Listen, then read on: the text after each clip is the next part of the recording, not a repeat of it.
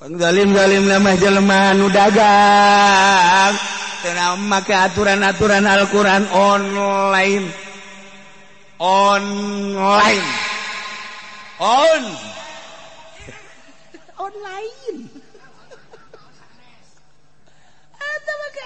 teu make aturan Al-Qur'an apa ya jeung online itu mah gitu barang-barang batur pret barang nu batur tah jeung we harganya tah langsung di online kan kurang pesen lain nu nyana kirim duitna geus aya duitna karak dibelikeun duit eta kan lain nu nyana dijual punyana kecuali langsung ini punya orang harga dirasa dari sananya sekian saya cuma pelantara aja mau langsung silakan mau melalui silahkan melalui saya silahkan cuman jelaskan harga dari sana sekian.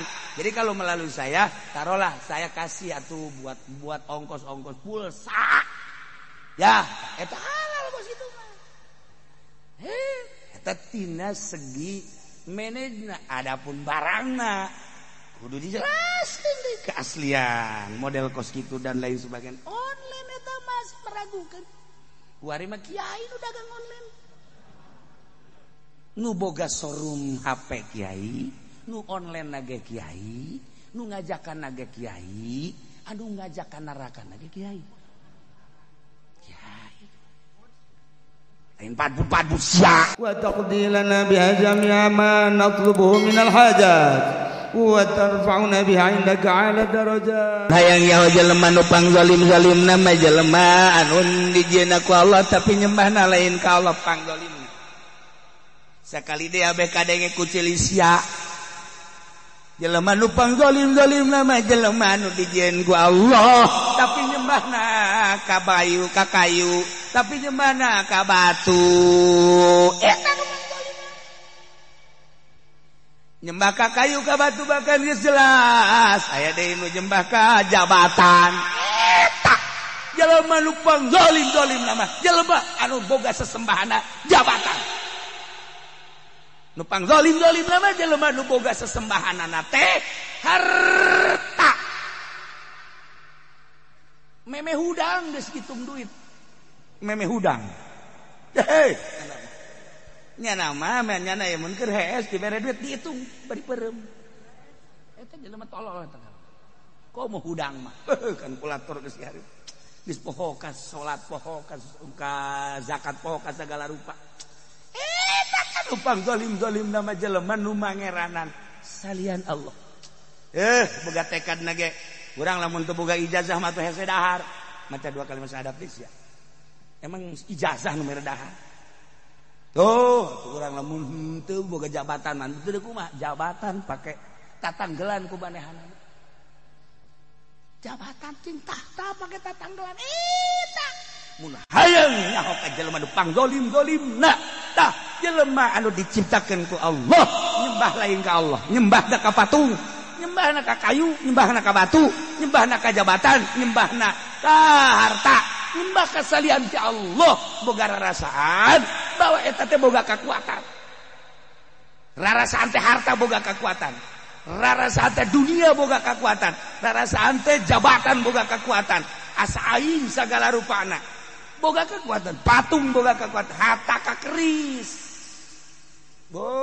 keris ieu mah mantak di pandian bae gua itu menang sambarangan ieu mandianna lagi kudu tanggal 12 bulan Mulud bae jeung di pandian lagi kudu make endog 7 rupa endog masyaallah karim haju di huutan saeutik make kembang 7 rupa kembang haju pandianna lagi ieu mah kudu sareupna dah teu meunang sambarang teu meunang kadeuleuan ku sasaha jeung kudu sataranjang mandianana ge teu meunang make pakaian ya Allah ya Rabbi atuh saya jurig dah hayang kos kitu kumaha atuh eta kos kitu percaya bahkan aya nu percaya ka cincin sagala lain sambarangan cenah cincin ieu pernah dicoba aya awewe ditanya aju teu daekeun nembala belum tahu dia sekali dia nanya tedek nembalan 3 kali ini sama jauh utama ke 3 kali tedek nembalan kenapa diketrokan jaga bener-bener eta mengudag-udag lain talaga. Masya Allah, diudag terus sama. Cincin manjur jasa parah jasa.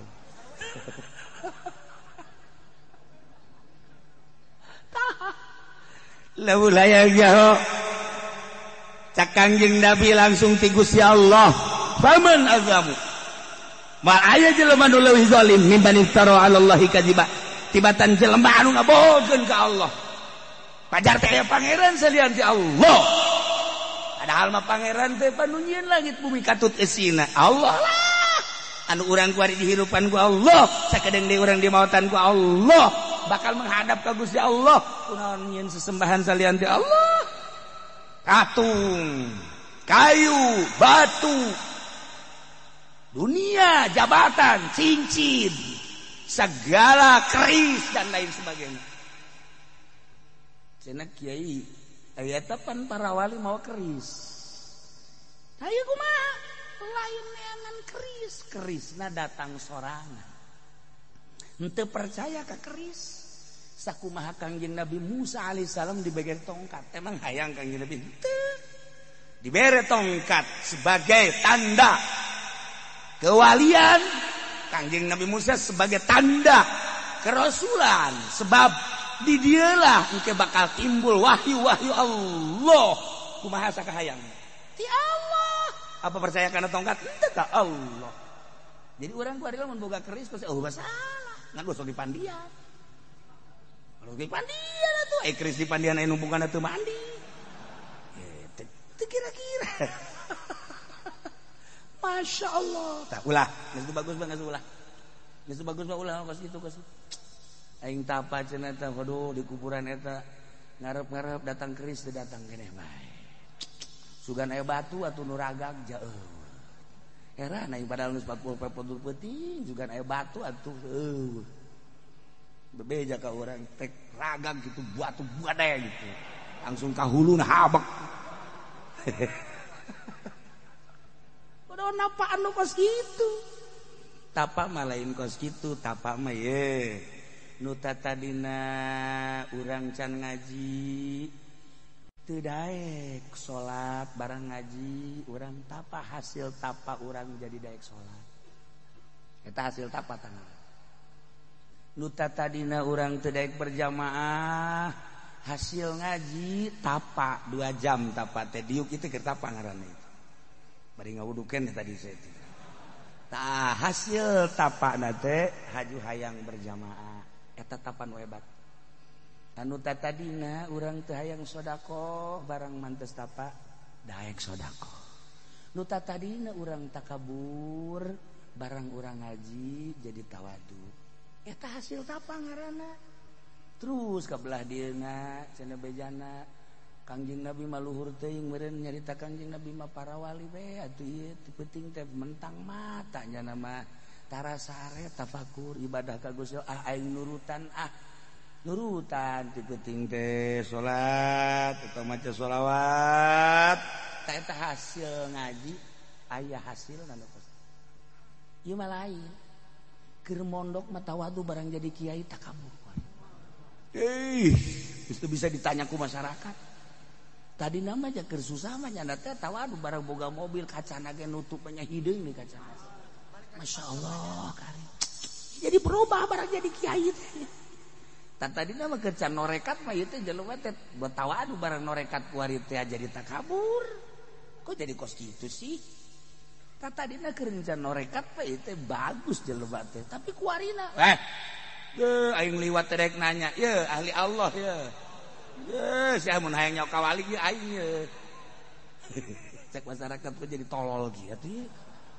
Jadi berubah tata ibu hese.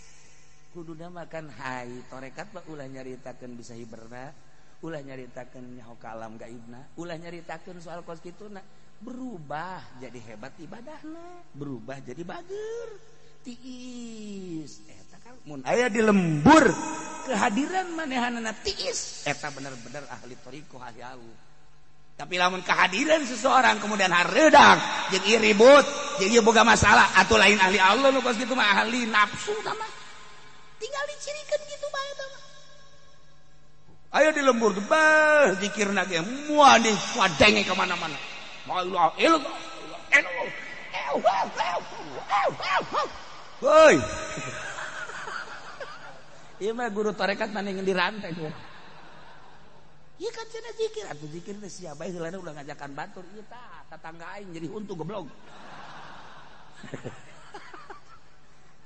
Lain naon zikir mah zikir bae ya kudu kitu.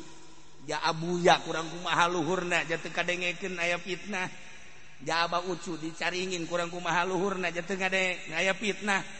Tuh, ja kiai anu di Garut ajigan imam ja biasa bae. Kunaon kuari ahli tarekat jadi fitnah pagandengan ku zikir.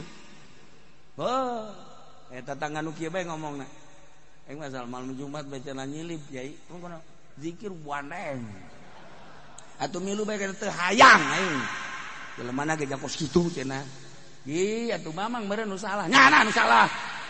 Geus ku aing mah cenah mun ke malam Jumat zikir teh mangga golok ye pana juru kieu atuh. Fitnah ngaranna teh. Lalaunan bae sih zikir ulah suka denge ku batur. Matak naon lalaun.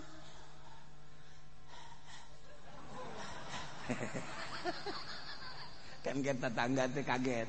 Itu si naon teh haharewosan gitunya. Minimal kan nyana nempo di jandela. Jadi ai gandeng mah kan greget batur.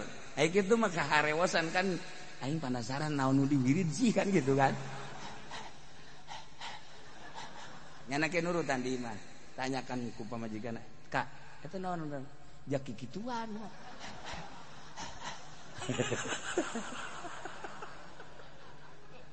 Tetep baik. Lamun lain dicekel ku ahlina timbul fitnah.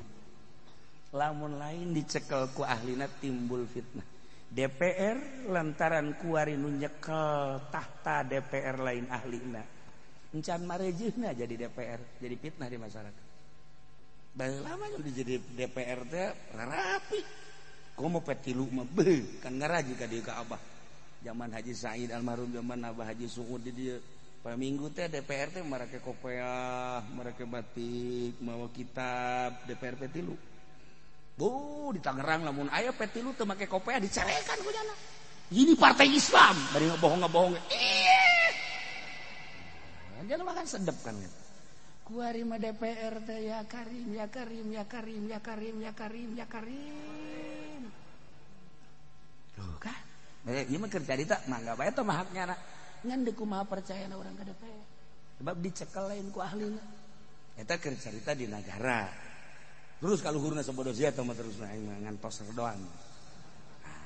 Ieu kuari agama dicekel lain ku ahlina. Atuh bal beres. Kuari torikoh lain dicekel ku ahlina. Torikoh mah urusanna gaib. Batin, ulah kudu disebar-sebar. Engke jelema nanyakeun sorangan. Lain disebarkeun. Marilah kita ijazah torikoh. Kubro. Torikoh kubro. Aju nu ngomongna setuk torikoh kubro. Sarariah jasa. Tuh, kudu torikoh mah. Langkahnya na bertorikoh, ucapannya na bertorikoh, pagaweannya na bertorikoh. Sebulan, setahun, 2 tahun, 3 tahun, teu kudu dicaritakeun jeung lain kos kitu torikoh mah. Engke naranyakeun eta si jelema bagus amat. Bager amat. Ngan kikituan ulah yang dibaguskeun ulah dibagirkeun ieu mah dampakna. Bagon urang lamun kos kitu mah aing kos kitu hayang dibaguskeun atuh ngaranna tah mah lain torikoh syariat keneh. Terus ibadah ka Gusti Allah penting mentang mata aya jelema anu perlu ditulungan ribut ulah bola milu lain bidangna kena ya antep urusan dunia mah mangga bae. Urang mah kuarikeun geus beralih ngadadahan syariat urang melalui torikoh urus we heula torikoh engke jadi perhatian manusia. Kok beda sih? Beda kadeuluna lain deui. Aya nu datang ge. Waalaikumsalam. Abdi teh bade ijazah torikoh. Ih, atuh sanes ijazah torikoh ka dieu teh. Sakali mah teu, 2 kali mah teu. Terus lamun endeu teh mah dipita anu heula mun nurut karak. Bener berarti. ieu mah lain. Waalaikumsalam. Abdi ieu teh bade ijazah thariq. Wah, emang ieu mursyid. Entos ulah ka mana-mana. Teu aya deui nu mursyid iwal ti abdi. Bahkan haji nage kuari geus digelaran haji mursyid. Abdi ngaranna haji mursyid, gelarna gelar mursyid, abdi teh geus mursyid, geus pang mursyid-mursyidna. Bejaan masyarakat kabehan. Tarolol goblok. Tolol boloon. Naon ieu tah? Ai, fitnah. Tenang, bari coba. Panti ditu nage. Di mana-mana dimarahan ulah marah thariqah. Di mana-mana batur teu silaturahmi silaturahmian. Di mana-mana batur ngomongkeun ulah ngomongkeun. Eta thariqah. Ieu mah lain. Batur encan marah can goblok. Teu bisa sia teu jadi anak buah aing. Goblok sia mah. Sujud sia. Sujud sia lamun teu sujud awas sia. Tu galedeg sia. Thariqah sih kos kitu. Enak. Nah, mantek besi aya di lembur-lembur ngembang-ngembangkeun thariqah segala gandeng-gandeng zikir geus ulah dituturkeun. Fitnah. Tenang thariqah mah ngabagusan lain ngagorengan lain ngafitnahan. Teu meunang ngajakan thariqah mah engke loyog sorangan. Loyog sorangan hayang wauh ka Allah. Urang teh ka mana? Ieu neanganana. Waalaikumsalam. Abdi teh ngaos entos di anu santri atuh boga ngan hayang wauh ka Allah. Teu bisa wauh ka Allah baca kula lagi can wauh ka Allah. Kitu thariqah ieu mah lain. Ya hayang wauh ka Allah makan. Ai can wauh ka Allah mah tuh hararesen naon ge. Ya geus bertetangga jeung Allah. Da ubal kabel ngabesan di budak jeung Allah.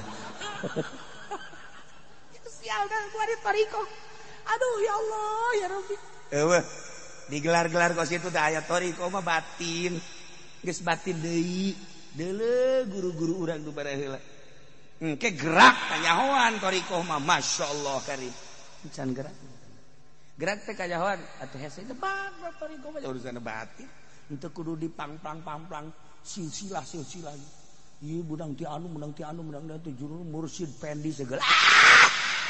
Podol seron kudu dimursyidkeun. Masyaallah. Teu daeke thariqah nu asli ibadah ka Gusti Allah. Ngawauhkeun diri ka Allah teu kudu kanyahoan ku makhluk eta thariqah. Engke kanyahoanana langkahna jeung ucapanna jeung tingkah kok berbeda sih jeung nu sejen. Mana berbedana? Hiji teu daek ngridit. Kecuali neruskeun. Sial jasa thariqah goblok. Dua dibere ku pamarentah badaekeun aya thariqah. Moal daekeun. Wajen ku kumaha ge. Ulah nyaritakeun haram atawa teu kudu nyaritakeun haram jeung halal. Sebab naon? Batinna geus teu narima. Ya lamun aya kiai masih kene noriko masih kene narima duit pamarentah lain thariqah teh batal. Wayab tulu kotori kotuhu batal. Bahkan lain thariqahna kiaina wayab tulu kiai batal. Jadi walusur ila salian kiai wa huwa bajingan. Mas gitu eta. Ngan lain berarti ulah ieu keur carita kan keur carita thariqah. Itu mah enggak baik. Dek jeung proposal masalah. Mesin dek atuh kehalangan kukul atuh biasa bae sih. Nah cenah aing moal silaturahmi ka Ki Uci. Atuh lolos aing mah ditahan teh naon teh. Meret itu sia kae. Kecuali mere. Kiai ye menang proposal hasil alhamdulillah 100 juta. Yang kiai bae teh 30 juta. Jieu tuh kabeh bae sih. Ulah.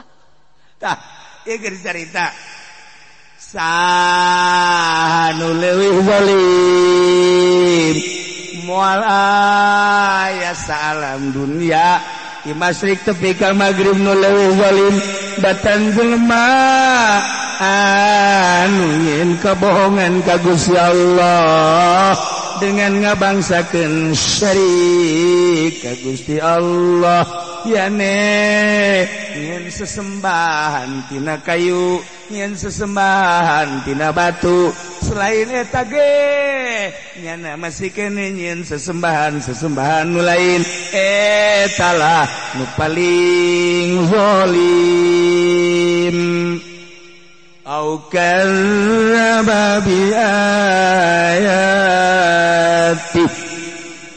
mulai jelema nu leuwih zaliman nomor kaduana wali jelema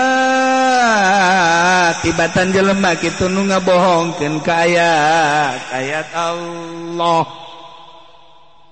ngabohongkeun ka ayat Allah padahal mah dina Al-Qur'an teh naon aya kabeh geus diatur ku Gusti Allah dina Al-Qur'an urusan perpolitikan pakai Al-Qur'an ketika jelema ngabohongkeun kana politik Al-Qur'an nu dipake lain politik Al-Qur'an eta lah jelema nu pangzolim-zolim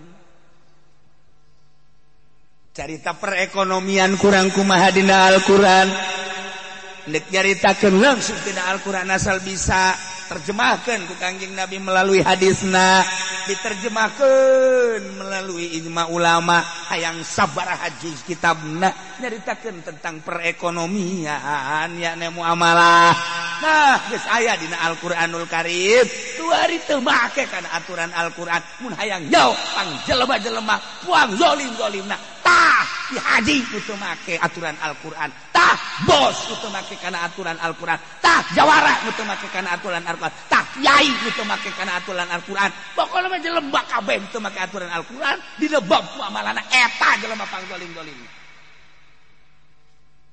denge ku jelis ya ulah dibedakeun ka batur jas ge kitu ieu kudu beda ka batur tah ieu Al-Qur'an aduh cenah aing kadung seminggu ieu ngaji sanu nita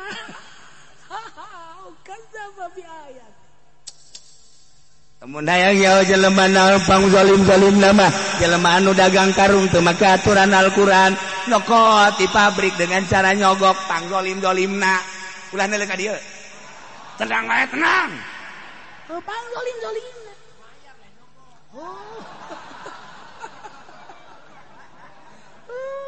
Masya Allah kari pangzalim-zalim lemah jelema nu dagang teu make aturan-aturan Al-Qur'an online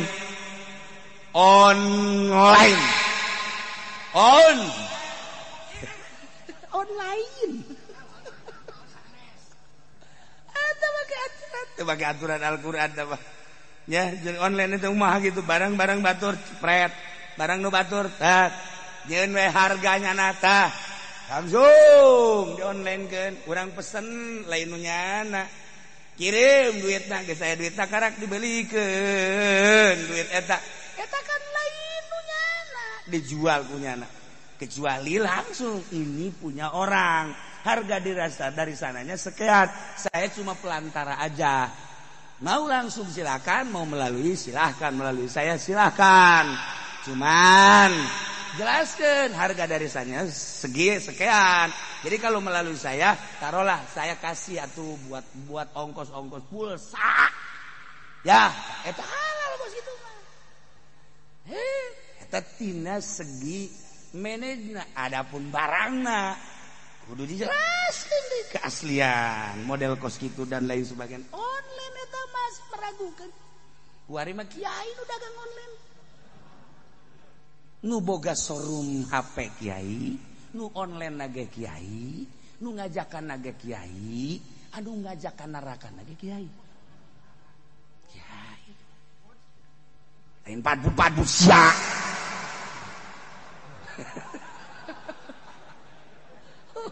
Kiai ya Allah. Kamana urang kuari mun tayang?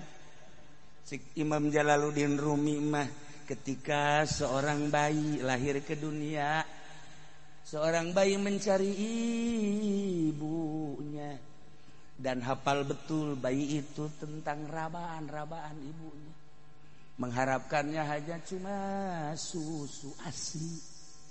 Tenang seorang bayi ketika ibunya menyusuinya, hafal dia. Naluri bayi teh nyaho, eta lah orok. Masya Allah.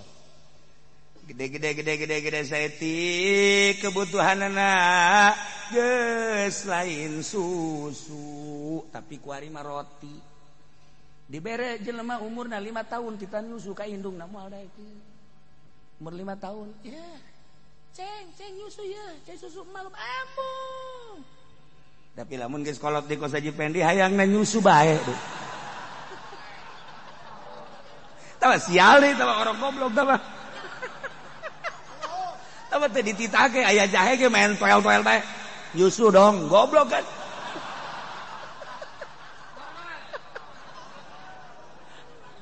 Iya mah orang bangkawareh mah orang. Maksudnya kieu cek Imam Jalaluddin Rumi, kuari makan kebutuhanana teh roti. Umur 10, 15 tahun kebutuhanna roti di negara nyana. Di urang mah teu lain roti dangdeur. Di urang mah teu baheula mah asal geus non kitu ngabubuy dangdeur. Waduh, masyaallah aja bete teh bete.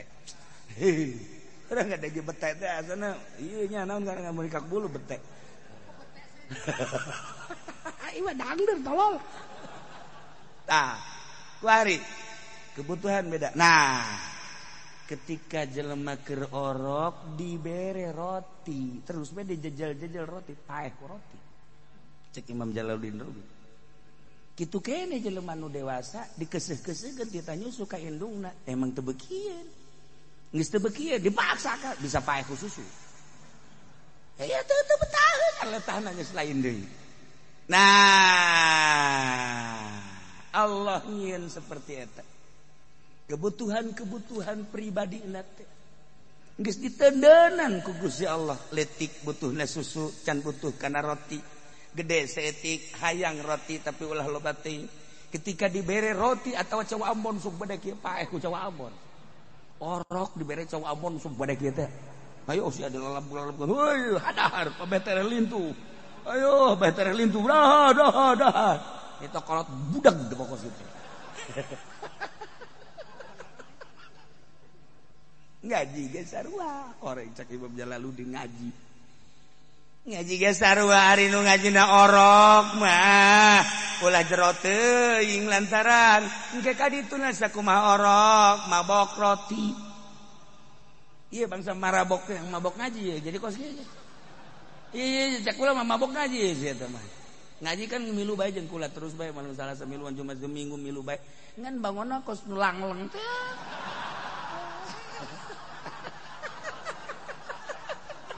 Kula ge sok mikir apa aing salah ya. Ingat ka surah Jalaluddin Rumi. Ini meureunanan mabok ngaji ka jeung kumaha ge. Jalangleng sia teu kadeung. Teu nyadar teh kitu tah. Sesuaikan jeung kebutuhanana. Sebab jelema teh kadar na sakitu ai urang mah kuari geus rada deres kumaha urang mah iman ka Allah. Berarti kan eta teh iman makan kolbu mata hati urang geus muka. Urang geus percaya ka Allah nu maha gaib, percaya ka Kangjeng Nabi sebagai utusan Allah, percaya kana surga, percaya kana neraka. Menang saha eta kos kitu. Disatukakeun urang aya jelema nu palinter, disatukakeun urang aya jelema nu garaga, disatukakeun urang aya jelema wah hebat, tetapi teu percaya ka urusan ketuhanan Gusti Allah. Teu percaya kana karasulan Kangjeng Nabi. Moal bisa dikumaha-kumaha sebab teman nu mukakeun jeung nu nutupkeun Allah. Nyanggakeun sadaya-daya ka Gusti Allah tinggal ulah mikirannya anak, pikiran urang bae. Alhamdulillah masyaallah. Urang mah kuari Gusti diberi iman asli iman ka Allah. Ngeuleuh batur mah pangeranana teh kayu, pangeranna batu, pangeranna jabatan, pangeranna tahta, pangeranna duit. Segala urang mah alhamdulillah. Mantap kieu ngaraji ka dia emang baroga duit hati. Aing nyaho jasan teu. Sakira-kira ieu baroga duit jamal ngaraji moal. Puncak kajian kumaha ge ka Bali ka ditu berkat teu baroga duit ngaji. Mantap susah teh ya kudu bersyukur ka Allah. Sujud. Sujud syukur alhamdulillah Gusti abdi dibere susah. Tambahan deui Gusti susah abdi. Supaya getol abdi ngaji ya. Ya. Ya Allah ya Rabb. Alhamdulillah. Masyaallah. Ieu. Eta tah nu leuwih zalim mah orenganan jelema eta. Teu jaho ka sesembahan. Au kadzdzaba bi ayati. Pugu geus aya politik teh nu ngatur Al-Qur'an tapi dibohongkeun. Nu ngabohongkeun kana aturan politik Al-Qur'an eta lah jelema anu pangzolim-zolimna jelema. Padahal mah aturan-aturan perekonomian geus aya dina Al-Qur'an, tetapi kurang diabaikeun make aturan nu lain Al-Qur'an eta nu pangzolim-zolimna mah. Padahal mah budaya geus aya dina Al-Qur'an, tetapi teu make kana budaya Al-Qur'an. Mendahan urang make budaya urang eta nu pangzolim-zolimna mah. Moal aya nu pangzolimna eta geus cukup dina Al-Qur'an. Jelema teu ngabohongkeun ka Al-Qur'an, teu make sarua doraka berat. Ya Allah ya Rabb. Au kadzdzaba bi ayati atawa ngabohongkeun ka ayat-ayat Allah. Masyaallah karim. Endek naon deui dina Al-Qur'an ja aya kabeh. Tadi urusan anakan katauhidan. Kaman adlamu mimman iftara 'ala Allahi kadziba. Urusanana ka tauhidan, ka pangeranan, teu percaya pangeran teh Allah, diganti ku kayu ku batu, diganti ku bangsa benda-benda. Iyalah jelema buang zalim-zalimna. Nomor kedua, teu percaya ka ayat urusanana politik, ekonomi, jabatan, jeung sajaba hukum-hukum teh geus lain make hukum Al-Qur'an. Maka hukum-hukum meunang nyieun buatan Walanda, meunang nyieun buatan manusia, dipake dituturkeun eta jelema nu pangzolim-zolimna. Nyadar urang ya Allah ya Rabb, kudu kumaha atuh ieu. Jakos kieu tah nu panghebat-hebat makan jelema nu nyadar. Jelema teh lamun teu sadar padahal masalah. Ieu jelema edan ngaran. Geus kajeun tah mah urusan negara, geus kajeun tah mah urusan perekonomian gede. Kuari mah nyadar diri bae nu panghebat-hebatna papan cek Imam Jalaluddin Rumi. Urang nyeungseurikeun ka diri urang, eta hebat. Ulah kabatur nyeungseurikeun ai urang teu diseungseurikeun ku urang-orangan. Diseungseurikeun urang nu hebat bae Imam Jalaluddin Rumi teh sok senyum sorangan, seuri sorangan nyeungseurikeun awak sorangan. Eta nu hebat mah. Sok geura, bisa aja pendi. Ye beseri sorangan. Kasunyum sorangan. Eta teh ulah disangka error, eta teh wali. Wali eta posisi. Ngan labas. Tetep kudu maka grogol. Kan kuduna makan kieu urang teh. Ya Allah ya Rabb. Ini ulah pikiran batur ulah. Politik ulah di pikiran, ekonomi ulah pikiran, budaya ulah pikiran dunia pemerintahan, dunia gitu per DPR-an, per MPR-an, dunia perpolisian, per TNI. Ulah urang mehelanan. Awak geus sabaraha taun sia teh awak hirup di dunia. Geus saya kan 60 tahun, saya tik deui ka target Kangjeng Nabi. Mun kurang mun leuwih terserah.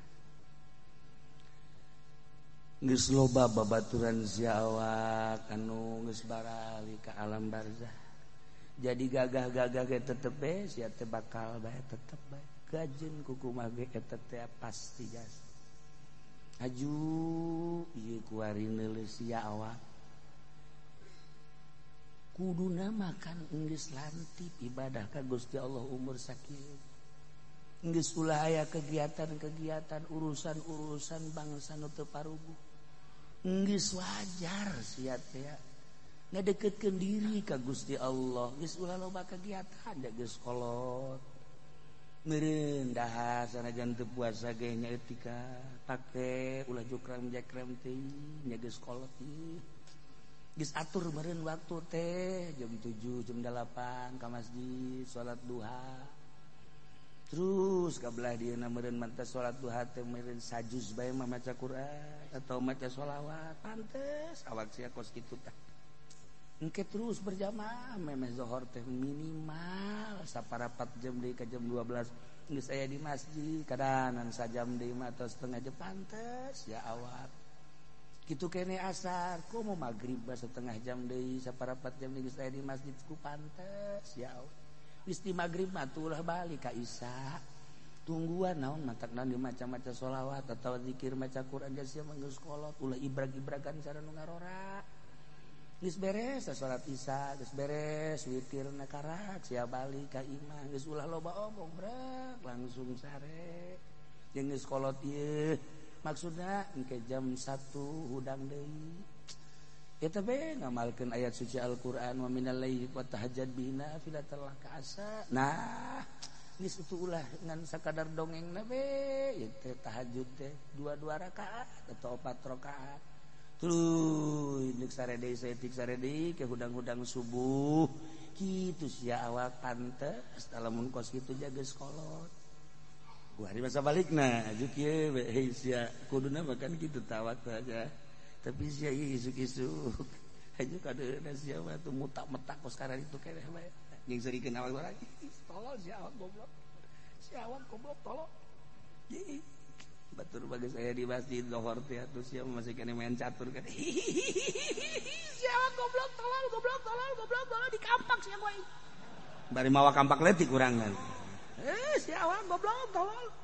Masyaallah sia awak ngadenge di ditu aya awewe salakina maot terus siapan eta pan geus dirong bae sakumaha ucing garong.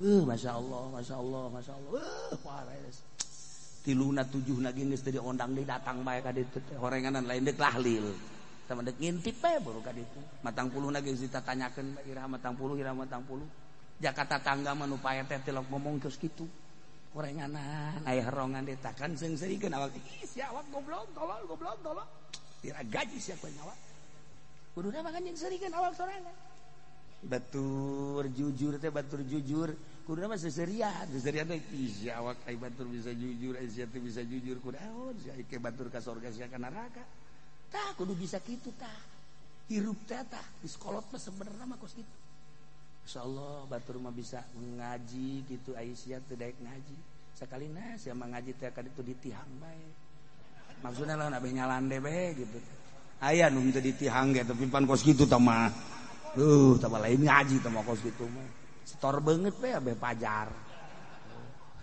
tah awak seurikeun kan jawab sia dibere 24 jam ku Gusti Allah sapoe-sapoe teh tapi henteu pernah maca ayat-ayat aca kadanan atuh sajud awak sia teh ya Allah ya Rabbi sedengkeun anu bakal nungtun di akhirat teh pan ayat-ayat suci Al-Qur'an ayat suci Al-Qur'an teh engke teh pan diwujudkeun bakal jadi jelema kasep teh bakal aju ka urang teh nu nungtun bae cek urang cep deuk ka mana kasep hayu ka ditu hayu ieu saha hayu engke ieu saha adi teh Qur'an teh sok dibabaca masyaallah karim orang ieu Qur'an nu sok dibabaca eta nungtun urang terus mau ka surga kan inaheun kana hatena ya Allah tuh sakaji pede heuh sia teh ditarungtun ku saha sia tuh kami mah boga ieu aing mah jauh nungtun nah tuh keur di duniana domino mah lulu tungtun ku sia domino tah bener bae balak genep datang hahaha ini Pepen ya hahaha ini siapa ini temanmu ilain lah siapa eta opatan bete di juru iya langsung dicekel bae kaman ayo jahanam ye atuh dielain je geus disadiakeun tempatna di jahanam ayo Masya Allah mereka bulu aing mah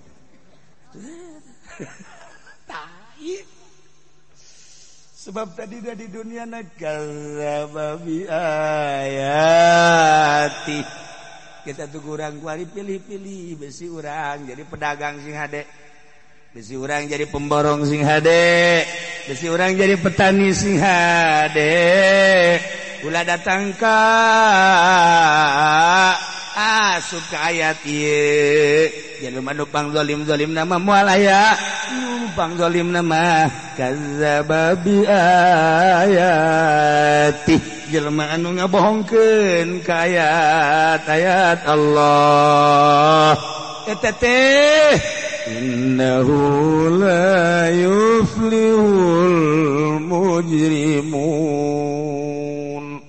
sanyana kalakuan yani moal bahagia jelema anu berdosa geus puguh dina katauhidan wa anu ngimankeun ana lain ka Allah mangeranna lain ka Allah jelas eta mah musyikun kafirun eta mah moal bahagia teh moal ka surga nomor kadua na jelema nu ngabohongkeun ka ayat-ayat Allah teu make aturan-aturan Allah di politik di ekonomi di budaya berbagai aturan-aturan teu make aturan Al-Qur'an eta mah la yuflihul mujrimun naudzubillah min setelah orang nyaho lalaunan introspeksi diri sabah tadi ke awak sia teh ieu teh di nagara hirup teh kuari makan teu neuleuk ka neraka engke makan berhadapan langsung ngageburna neraka kuat sia mun dibeulung di neraka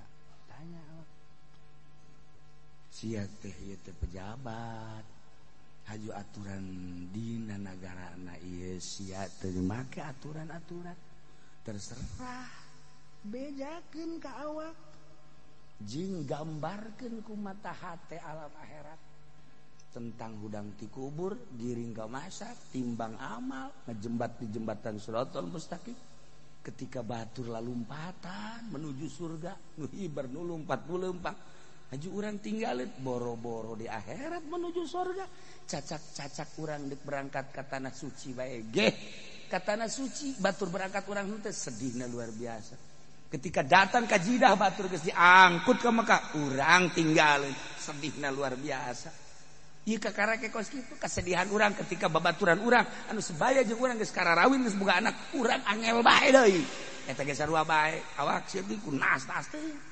baturan sia mah geus boga anak geus boga naon sia can laku keneh bae ih goblok sia awak tolol sia awak kurang naon sia jasia atupan aing ngaca mah kitu jasia teh sabaraha aing jeung di soler mah kasep sia geus sarua tah ieu teh carita kasedihan ieu ke di akhirat mah batur luhiber batur lumpak batur lempang batur ngeson tapi datang urang tinggalin awak sia teh tinggalin di sisi jahanam deuk kubahas ya gambarkeun ku urang masyaallah karim awak sia teh pedagang ke aya aturan ada kapan dina Al-Qur'an cek dagang sia teh bener apa henteu ieu teh seakan-akan sia teh kan keur nincak di jembatan ngagelok bae sia eta ka neraka introspeksi urang mumpung hirup keneh aya keneh jeda waktu urang jang introspeksi diri urang teh ieu teh keur milih antara surga jeung neraka carana ieu introspeksi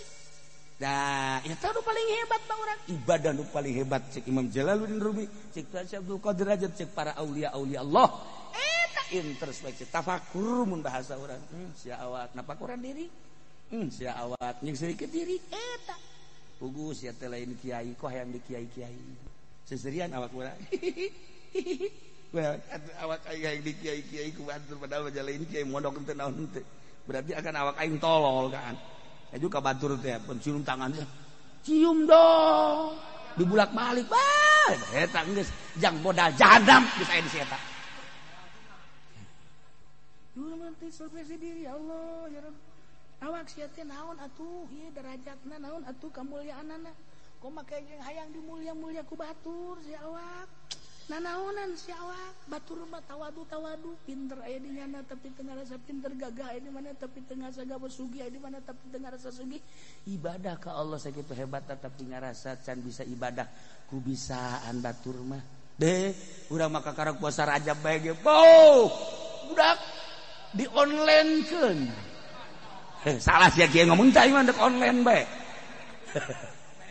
kabeh sanagaranya hueun kabeh masyaallah wallah alam puasa wallah henteu sebenarnya itu iya kan kudu mah disumput sedekah tangan kanan kiri cek Kanjeng Nabi ulah nyahoeun eta teh maksudna naon kinayah ulah dibeja-beja ieu mah sedekah lain geura bikeun ke cenah jelema lain geura geus kumpul kabeh ka arah geus karumpul kabeh merena ge shooting ya tah geus kitu geus teu bagus mendak model toriko disutong-suting nah naon urusan batin kok dizohirkeun sih lain gitu ya geus saralah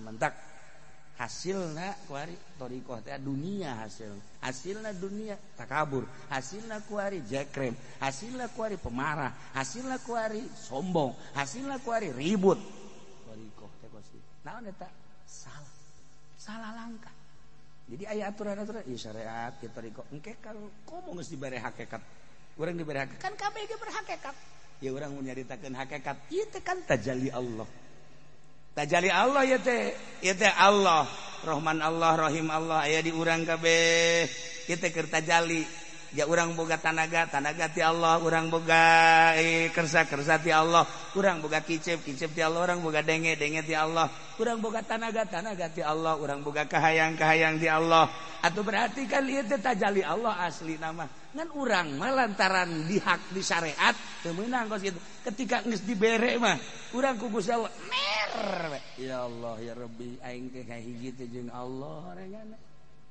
padahal mah jeung manusia tapi perasaan jeung Allah ku sababna tajalli Allah eta kakarak ke judul ke cara kadituna mus dibere masyaallah urang sorangan ngarasakeun teh poho bisa sapoe urang embung keluar 2 poe urang keur ngarasakeun nikmatna berhakikat teu hayang kapanggih jeung jelema teu hayang eta mah makhluk keur jeung Allah we nikmat jeung Allah keunaheun teu dipake ka aya ketika amprok jeung jelema asa lain jeung jelema asa jeung Allah lamun urang kos kitu dipake di syariat atuh sasar aing sasalaman sesama Allah kita sasalaman tolol pan goblok tuh kita beunang eta badak pagawean hakikat ulah dibeja-beja ka toriko ulah bebeja ka syariat bae cara urang penemuan di toriko loba engke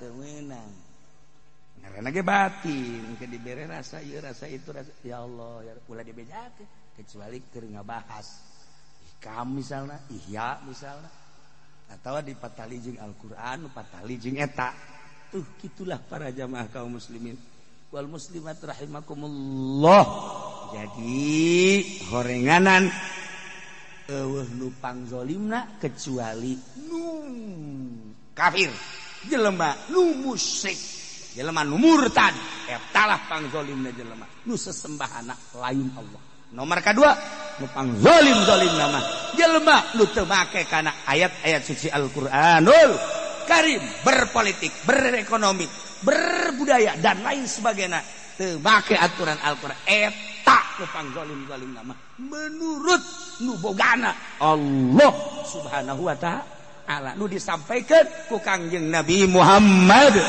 sallallahu alaihi wasallam nu kurang kuari kadenge horenganan kos kitu tinggal nur-nurna cahaya-cahaya ilahi anu nembus ke hati masing-masing datang ke mana keyakinan anak terserah tama kumaha Allah merena jeung kumaha urang narima ngajina dicukupkeun ka dieu catet halamanana dina minggu hareup urang ganti kitabna geus lain make kitab ieu insyaallah urang nyaritakeun iraha tanggal 1 Ramadan jeung bag-bagan tentang puasa ala kadar adab-adaban jeung tingkah-tingkah urang puasa ngaji nu sabihara-sabiharina urang tutup mudah-mudahan urang panjang umur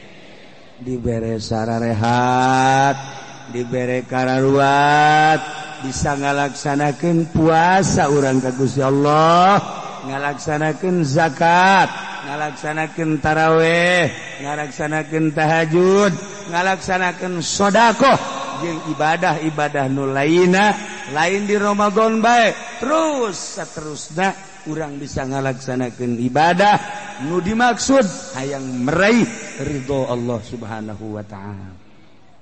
Ketika urang teu kuat karena dibere kelemahan ulah leutik hate sebab urang diberena sakitu ku Gusti Allah nu penting urang bisa ibadah sabisa urang.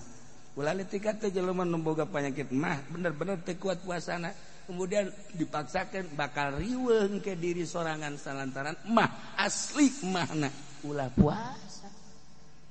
Allah manteu nitah ngarusak diri datang ka urang puasa lantaran boga penyakit mah asar geus teu bisa ditanya. Pen. Saya mah ditanya kos itu bantu ka pacirit tolol. Sasadana terus jasa. Atuh teh mah hitut ka pacirit.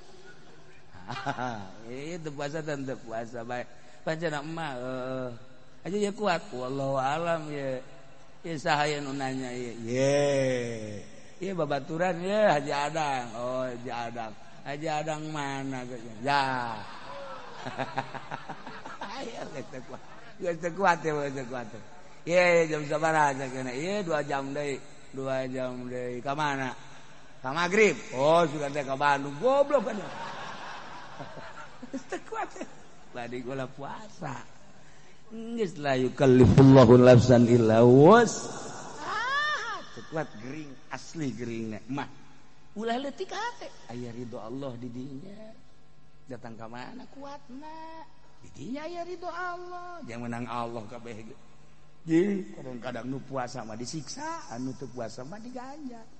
Kumaha teh nu puasa asa aing deh siapa dulu nih Pepen deh siapa orang yang tidak kenal saya neraka jalan banget ya malah sakit diberen aku Gusti Allah nyanggakeun sadaya jatuh hayang nama atuh kuat tapi Allah merena sakit cak Allah teh dedeh jakeun we maneh teu puasa da aing nu bere kekuatanana tuh kan kenai aing anu nyaho maha uning aing kedue dihirupan ku aing digeringkeun ku aing nu penting kolbu urang dipaenkeun aing neuleuh ka hate sia innallaha la yanzuru ila suwarikum walakin yanzuru ila qulubikum. Nah tinggal urang Jumaanan minggu hareup urang penutupan sekalian pembahasan. Wallahu a'lam. Allahumma shalli wa sallim ala sayyidina Muhammadin fil awwalin wal akhir. Barik wa sallim wa radiyallahu ta'ala an sadatina ashabi sayyidina Rasulillah ajma'in. Ya Allah ya rabbal alamin. Allahumma hdina siratal mustaqim. Allahumma hdina siratal mustaqim. Allahumma hdina siratal mustaqim.